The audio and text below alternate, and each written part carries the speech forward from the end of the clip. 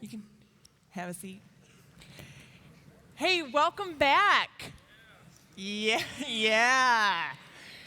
I was just saying before we started, it seems like we've been apart for a long time, but really we were just together last week. I hope you had a great weekend and a great rest and that you're happy to be back. And let me be one of the first, if not the first, to say Happy New Year.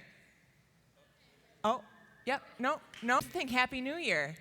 Some of you may know this, but for us as Christians, our new year began yesterday, because yesterday was the first day of Advent. Yes, Advent, a season in the liturgical year. So Happy New Year is actually not just a way to skip over to Christmas and get into 2010, but it is truly the beginning of our new year as Christians.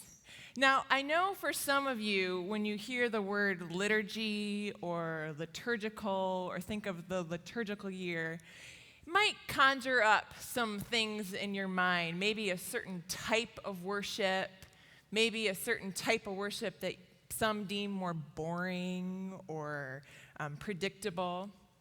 Here's the thing, though. The word liturgy actually comes from two Greek words.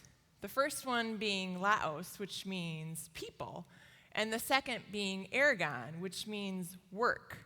So really, liturgy means the work of the people. And our work, when we come together, is to worship. And so liturgy doesn't necessarily reflect a certain type of worship, but it's the very work that we do when we're together. And the liturgical year in liturgy, what it helps us do is remind us who we are, that we are a people that belong. And some of this comes from repetition, from the repetition of stories. I think I've heard this said best, actually, in the movie Australia. Anybody here seen that movie, Australia? A couple claps, nice. It's an epic. It took me a little while to watch it because I heard it was really, really long. But I finally watched it. And at the end of, I'm not going to give anything away, but at the end of the story, the narrator, a young boy, says, "One thing I know, why we tell story is the most important of all, for it keeps them people belonging always." Why we tell story is the most important of all because it keeps them people belonging always. This is a time of year where we enter into the story of what it means to be followers of Christ as we enter into Advent. Now here's the thing about the liturgical year. It is kind of a calendar year. And see, back in the time of Jesus, there was about 5 different calendars floating around there. You had the Jewish lunar calendar, the Greek solar calendar, a Byzantine calendar, a Roman calendar, a Julian calendar. And these are just kind of 5 major ones. There might have been others. And obviously, they didn't all mark up because there are different variables measuring the different times, right?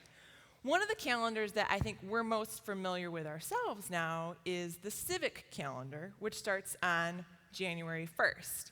And the civic calendar was developed for very pragmatic reasons, as were the other calendars, as a way to mark the passage of time, the way to set dates, to coordinate things, to help people plan and organize. And the civic calendar isn't the only calendar. We also have fiscal calendars, and we have a calendar that all of us in this room are very familiar with, the academic calendar, or the academic year. All this to say, there's lots of ways that people mark years and mark the passage of time. It's the liturgical year, however, that truly marks and shapes us as Christians. It was developed by the early Christians really to commemorate the death and resurrection of Christ. So it started actually as a celebration of Easter. And it wasn't until 4 centuries after that, about 4 centuries, that then Advent and the celebration of Christmas came in. So the whole of the liturgical calendar points always towards the death and the resurrection of Christ. For that is what lies at the crux of who we are. Now, the liturgical year is comprised of two major seasons. One, we already said, is Advent, which leads up to Christmas. So it starts the fourth Sunday before Advent, or before Christmas, sorry. The second major season is Lent, which leads up to Easter. And in between these two major seasons is what we call ordinary time. Ordinary time. I think it's interesting to note that a bulk of the liturgical year is ordinary time. And it kind of fits in with some things I know that I've been having conversations with some of you about. A bulk of life is not made up of the spectacular, but of the mundane, the seemingly normal, sometimes more boring, seemingly, parts of life. And I think that's interesting as we think of the liturgical year as a way to help us live into who we are, that a bulk of it is lived in the ordinary. So Advent, even though it leads up to Christmas, ultimately points us towards the resurrection, the death and resurrection of Christ. For we remember in Advent the coming of Christ and why it was that Christ came. Advent, some of you might remember from last year, or some of you may know this because you are that brilliant. You're here at Hope College, so you are brilliant. The Advent comes from a Latin word that means coming. The season of Advent is a season that anticipates the coming of Christ. It's a season of waiting, and it is a season of hoping.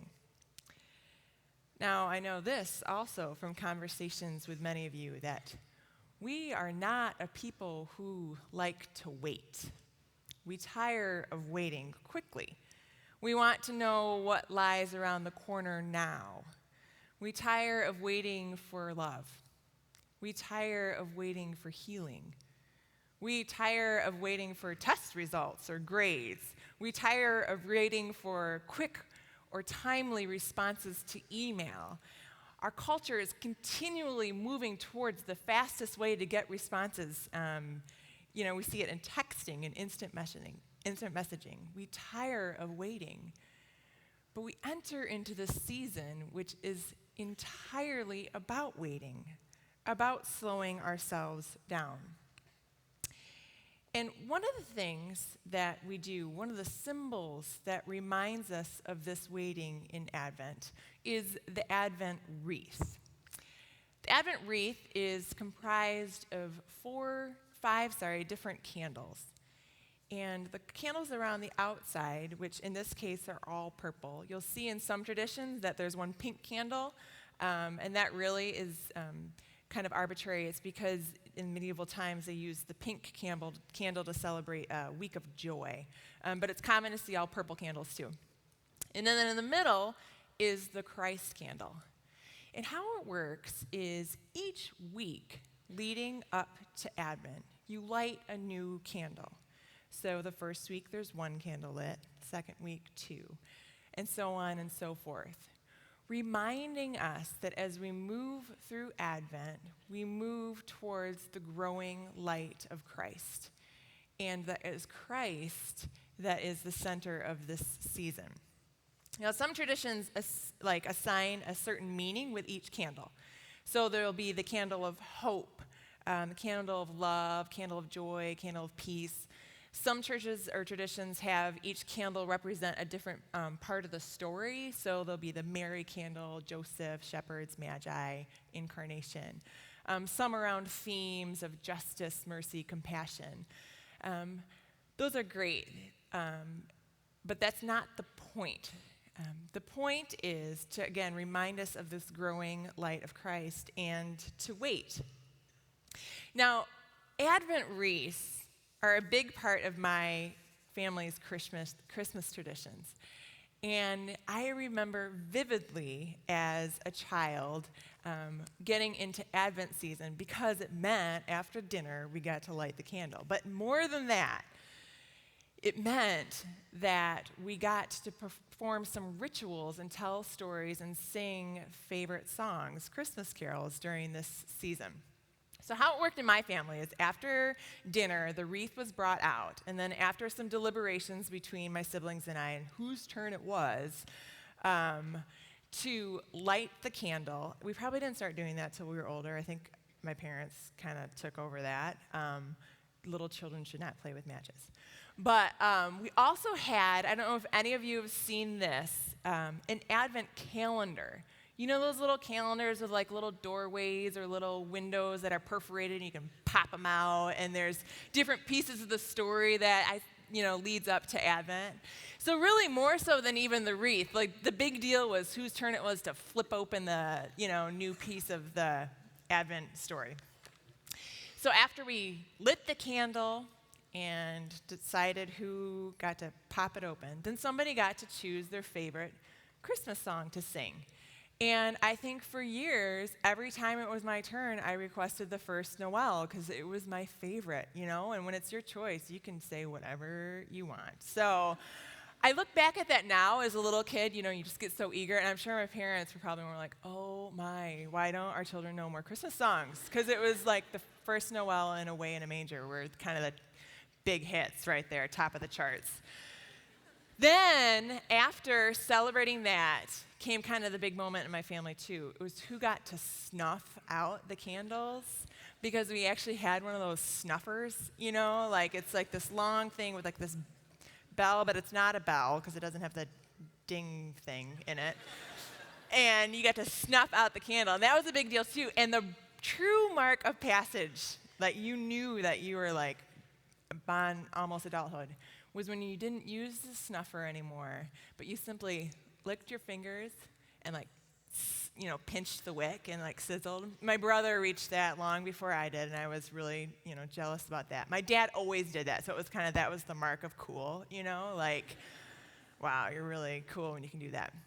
Anyway, Advent wreath was a big part of my family tradition. And even though we did it every year, and it was something that my church did too, I never tired of it. It was never boring. It was something that was always new to me. Because that's it about the liturgical year. It's a way that brings our past as believers into the present. And it's a way to unite one another with those other Christians around the world as we're all in this season of Advent. And it's a way that publicly says that we are called to live, to look, and to be different than this world as followers of Christ. One of the stories that was often told for Christians for years and years and years was this bit from Isaiah 40. Says this: "In the wilderness, prepare the way of the Lord. Make straight in the desert a highway for our God. Every valley shall be lifted up, and every mountain be made low. And the rough places will become even, and the uneven ground become plain. Then the glory of the Lord shall be revealed, and all people shall see it together." We are not going to be able to travel through the entire Advent season together as a body, for we will break for Christmas before that.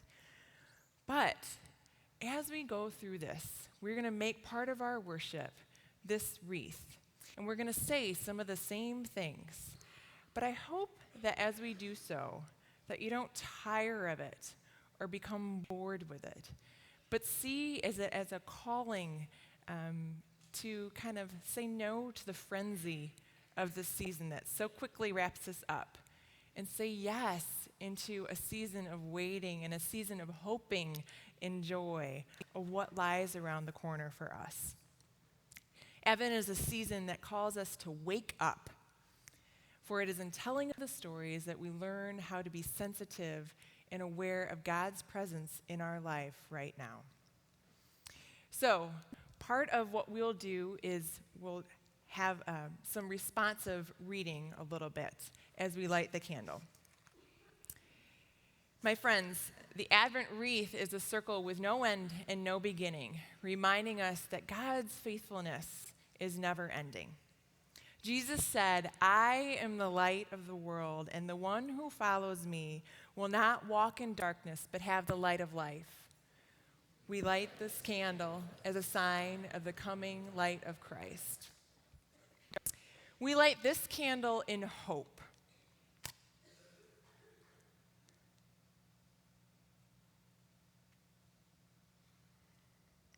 The hope of our coming Savior, Jesus Christ.